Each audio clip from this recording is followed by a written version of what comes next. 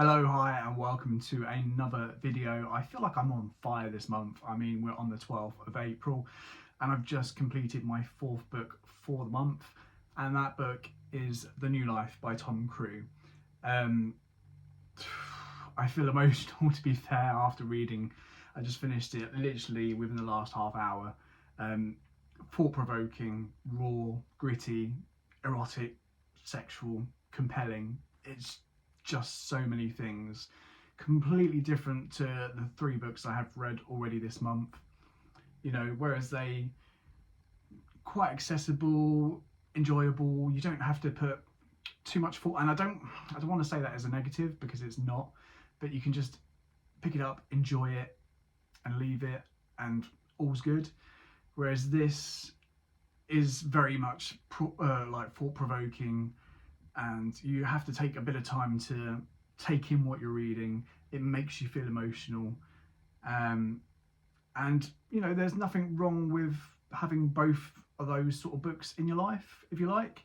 You know, this is very much more, forgive my naivety with terminology and literature, I'm still learning myself, but to me this feels like very much literary fiction, like very wordy. And I think there is room for all sorts of books out there, you know. I don't see them as different levels like that. I see them as different levels, you know, like that. You know, the three books I've read already this month here, this book here, both the same. I enjoyed them all a lot, but these for different reasons and this for a different reason. But yeah, it's Tom Crewe just writes how I would love to write. I wish I could write like this. My writing is subpar compared to I mean, my writing's not as good as the other three authors I've read this month either. But you know, this is just, it's beautifully descriptive. There's, you know, just gushing full of similes and metaphors.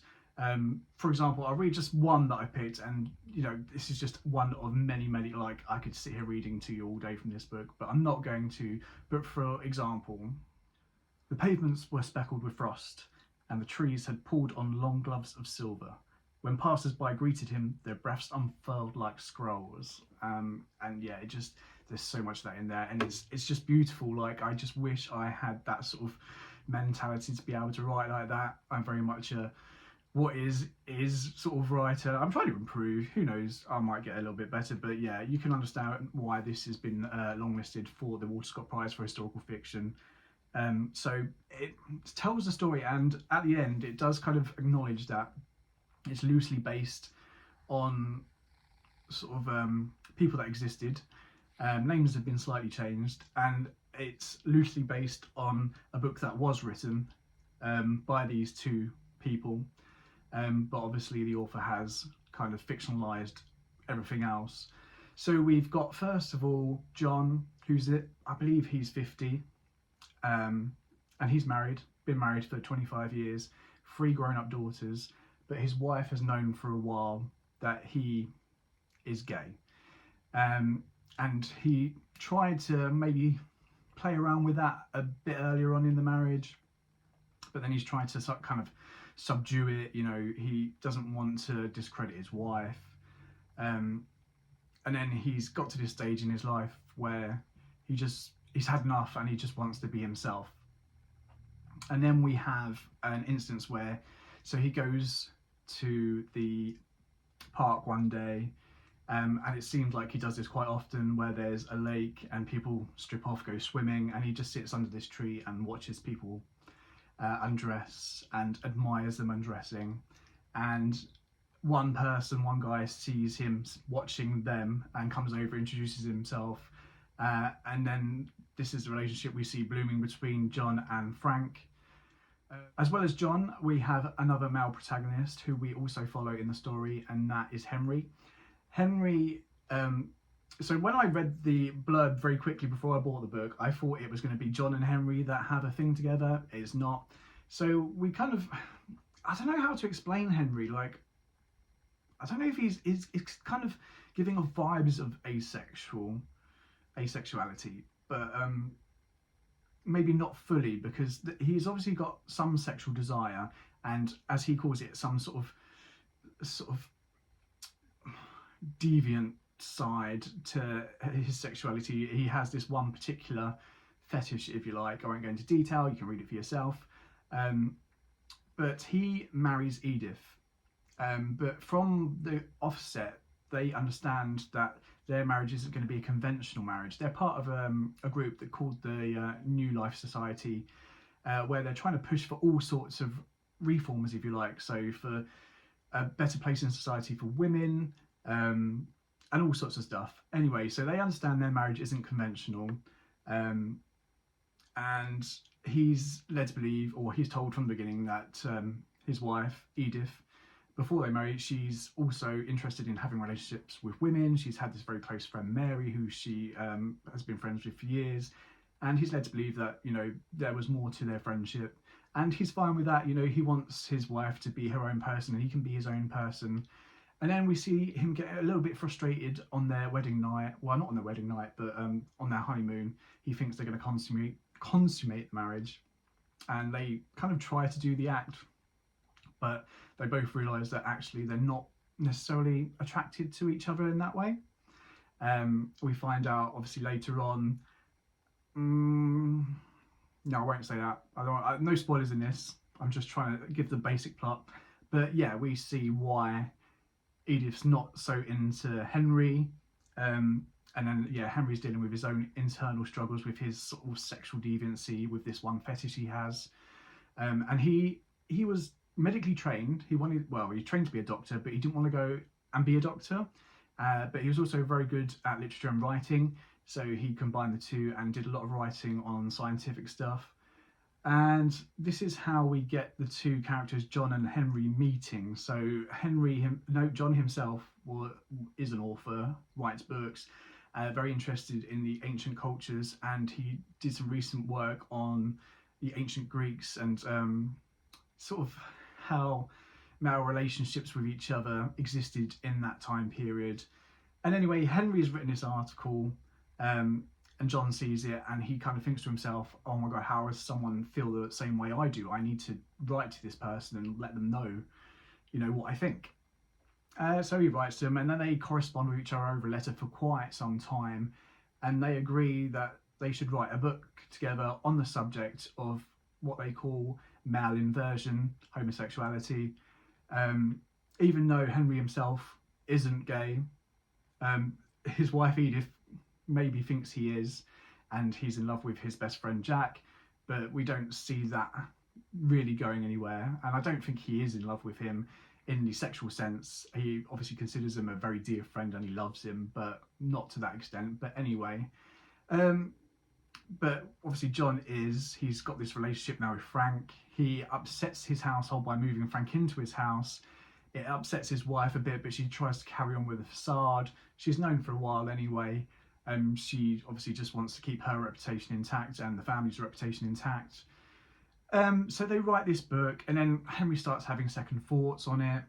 And just at the time is the time where Oscar Wilde is arrested and put on trial and then sentenced to prison for committing acts of homosexuality. And this puts a bit of a dampener on Henry's sort of vision of what he wanted to do, because he was mainly interested in sex as a whole.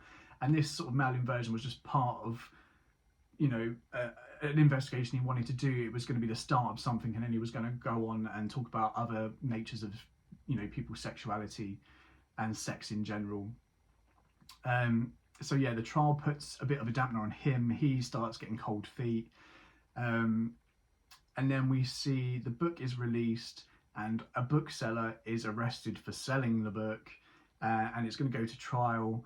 John very much wants it to go to trial. He thinks this is the moment to try and, you know, change the law on homosexuality.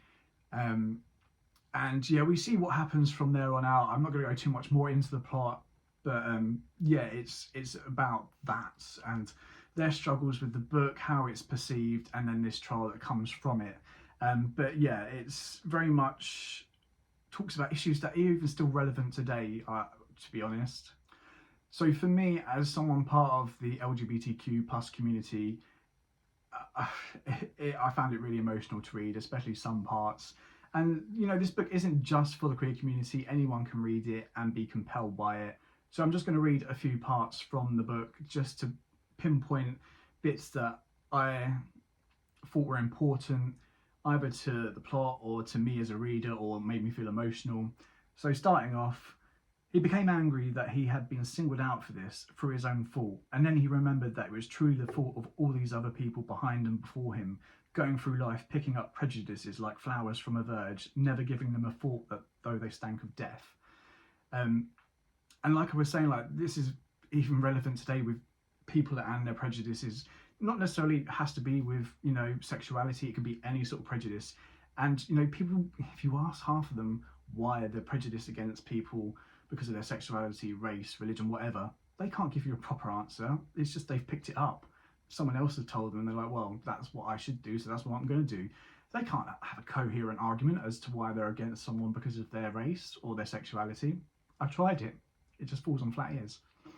Another part which is quite relevant in today's society, that is the reason for being honest. If it becomes necessary, the law frightens us into lies. It is how the country is allowed to pretend most of the time that we do not exist. And this really highlights and pinpoints how gay people would have felt in the Victorian era, because there's no point in trying to deny that they didn't exist. They've existed for centuries, for millennia. Even if they didn't go by a certain terminology, like in ancient Greece, it was just part and parcel of life. But here we've got, you know, people saying, you know, it's the law frightening you into submission. And, you know, we see that there's a, you know, widely debated topic at the moment where people are trying to legislate on certain things about marginalised communities, and, you know, it's just fear-mongering. And it's, I can't believe, like, something, even though this is obviously released last year, it's talking about a time 150 years ago, and to still think we're in a time where similar things are still happening to people, it's just really sad. So for the main body of the book, we have the argument being made that homosexuality is not abnormal in a sense of it's some sort of illness or something hereditary that's been passed down, which is sort of like a degradation of the human nature. We've got an argument that is completely natural. So for example, it's unnatural to attempt to destroy the physical instinct until every other instinct is withered and dead, and this one still persists. And also following on from that, we have men loving men, for instance, could constitute a new system of morality. Didn't true freedom, he thought now, depend on this? A study of inversion could establish scientifically that sex was not defined by procreation. It would be a step towards proving that it was an instinct that took countless forms, all within the range of human possibility, all conducive to happiness. And this, to show this, would be to expose the sterility of current social arrangements, their killing of individuality, liberty, naturalness, and their burden of guilt and shame.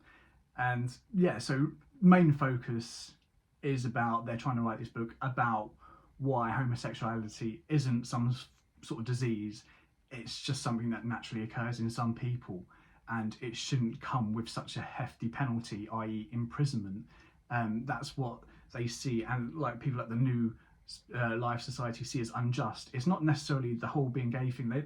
Some people even in this society are a bit sort of, you know, we don't need to go into detail, you don't need to tell us all about your life, but it's the unjustness of, okay, well, what you do in private is your own thing, but I don't think you should be in prison for it.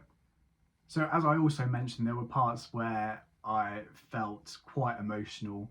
Actually finishing the last page, I was emotional, but I think that was the whole experience of reading this book, which I finished in 2 days. But there's this one part where they're gathering their evidence, if you like, and they've got questionnaires which they're handing out to these gay men, trying to get their sort of life experiences down. And this is where Henry is talking to Jack, his best friend, and he says, "Do you feel any moral qualms?" "No." The answer came out badly. "None at all. I did once. Now I cannot see where affection between people of the same sex differs from love as it is ordinarily understood.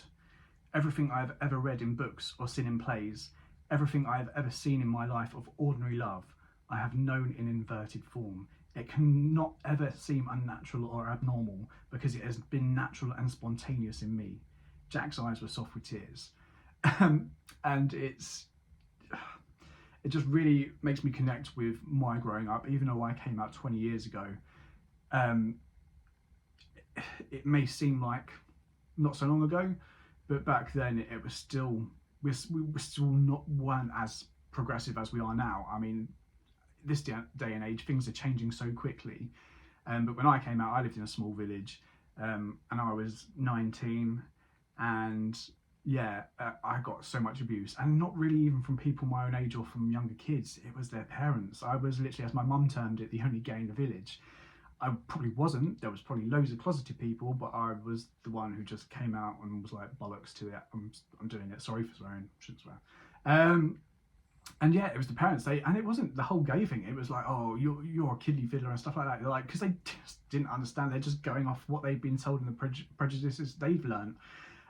So yeah, there was parts of this book that I really connected with, even though my sort of story is different to any of these characters.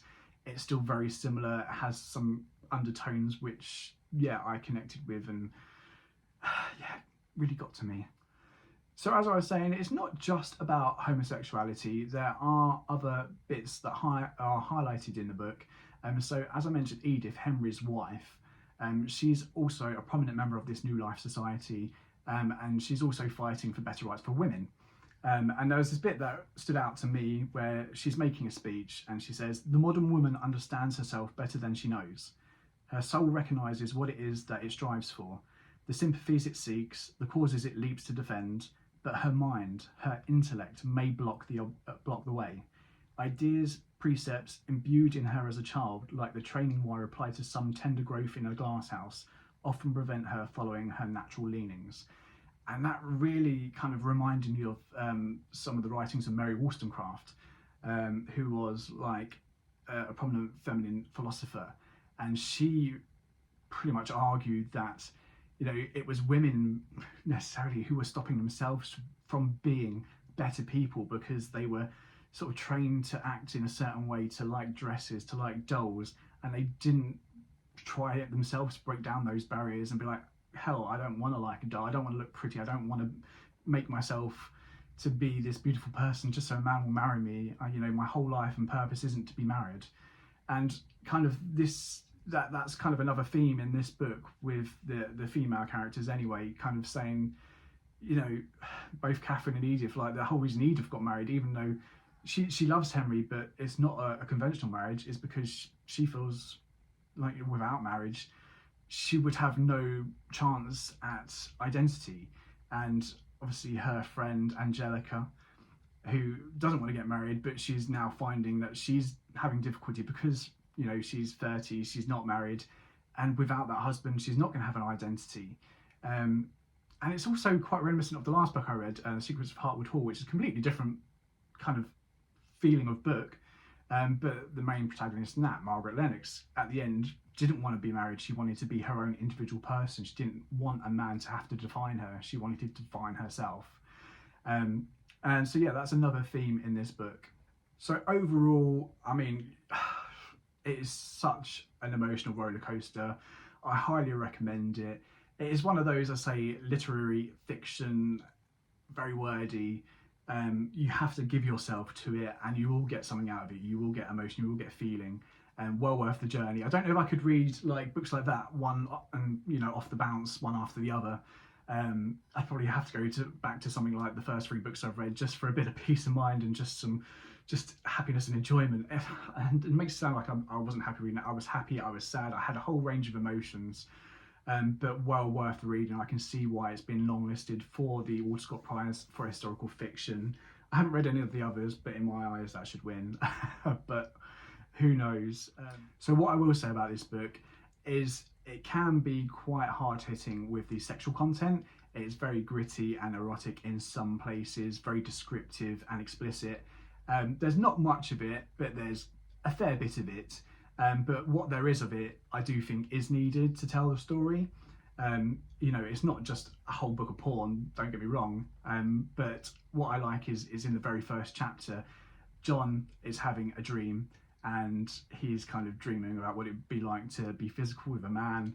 And you get this sort of like very explicit imagery straight away, and you like bang, hit the ground running straight away, sets the scene, shocks the reader from the very first chapter in a good way. And yeah, I enjoyed it, and I don't know what else to say. Go and read it. It's fantastic. So I'm on the 12th of April and I've already read the 4 books I was going to read for my month of historical fiction. I still have over 2 weeks left, so I'm now picking up other books that I have recently bought, which I'm going to try. So I've got 2 at least. If I get through that, then I'll pick another one. But the next one I'm going to do is also a book on the long list for the Walter Scott Prize for Historical Fiction, and that is Cuddy by Benjamin Myers. I will admit I have flicked through it a little bit. I don't know if it's going to be for me. I mean, I could be completely wrong when I read it, and I could really enjoy it. But it just seems like it's loads of different parts of poems, prose, plays, just kind of more like an anthology or a compilation.